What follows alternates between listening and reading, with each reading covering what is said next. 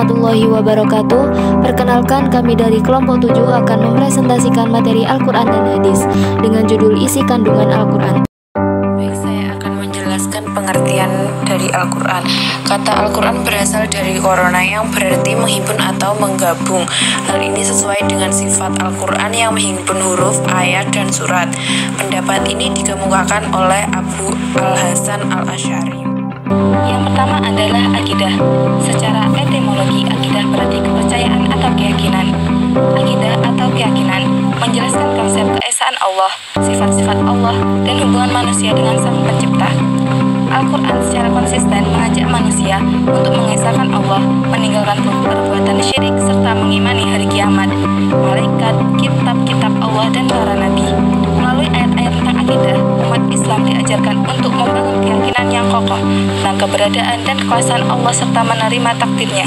Kemudian yang kedua adalah ibadah. Ibadah berasal dari kata abada ya'budu abadan, artinya mengabdi atau menyembah. Ibadah adalah menyembah atau mengabdi sepenuhnya kepada Allah Subhanahu wa Ta'ala dengan tunduk, taat, dan patuh kepadanya. Dalam Al-Quran dijelaskan bahwa tujuan penciptaan jin dan manusia tidak lain adalah untuk beribadah kepada Allah. Dijelaskan dalam surat Az-Zariyat ayat 56. Kemudian yang ketiga adalah akhlak. Ditinjau dari segi etimologi, akhlak merupakan bentuk jamak dari kata khuluq yang berarti perangai, tingkah laku, tabiat, atau budi pekerti. Melalui ajaran-ajarannya, Al-Quran menuntun umat Islam untuk membentuk karakter yang baik, berperilaku adil, dan menjaga hubungan yang baik secara sesama manusia, lingkungan, serta seluruh makhluk ciptaan Allah. Kemudian yang keempat adalah hukum. Dalam Islam, hukum sebagai salah satu isi pokok ajaran Al-Quran berisi kaidah-kaidah dan ketentuan-ketentuan dasar dan menyeluruh bagi umat manusia. Tujuannya adalah untuk memberikan pedoman kepada umat manusia agar kehidupannya menjadi adil, aman, tentram, teratur, sejahtera, bahagia, dan selamat di dunia maupun di akhirat. Sebagai sumber hukum ajaran Islam, Al-Quran banyak memberikan ketentuan-ketentuan hukum yang harus dijadikan pedoman dalam menetapkan hukum baik secara global maupun terperinci. Kemudian yang kelima adalah muamalah. Muamalah artinya saling bertindak, saling berbuat, dan saling mengenal.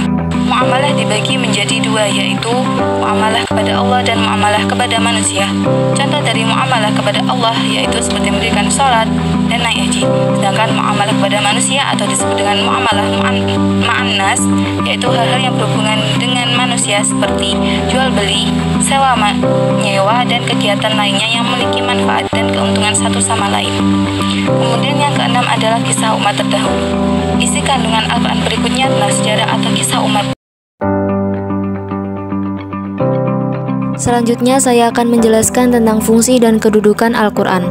Fungsi dan kedudukan Al-Quran yang pertama yaitu sebagai petunjuk bagi manusia. Al-Quran sebagai pedoman bagi seluruh umat manusia, bukan hanya untuk umat muslim saja, tetapi untuk keseluruhan umat manusia. Misi universal ini sangat selaras dengan misi Nabi Muhammad SAW sebagai rahmat untuk semesta yang dijelaskan pada Quran Surat As-Saba ayat 28 dan juga Quran Surat Al-Imran ayat 138. Yang kedua yaitu penyempurna kitab-kitab sebelumnya. Al-Quran membenarkan, meluruskan, dan menggantikan kitab suci terdahulu, disebabkan oleh keterbatasan kitab sebelumnya untuk zaman dan kaum-kaum tertentu yang dijelaskan pada Quran Surat Al-Baqarah ayat 4. Yang ketiga yaitu sumber pokok agama Islam. Sumber pokok agama Islam dibagi menjadi tiga. Yang pertama yaitu akidah, yang kedua yaitu syariah, dan yang ketiga yaitu akhlak. Akidah yaitu menyampaikan keimanan, prinsip ketuhanan, dan kenabian.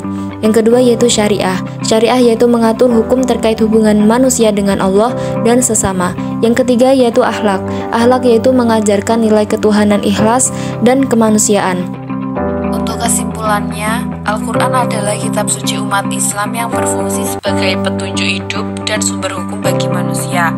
Kandungannya mencakup berbagai aspek kehidupan, baik dalam urusan pribadi maupun sosial. Secara umum, isi Al-Quran dapat disimpulkan sebagai berikut. Yang pertama ada akidah, yang kedua ada ibadah, yang ketiga akhlak, yang keempat hukum, dan yang kelima muamalah.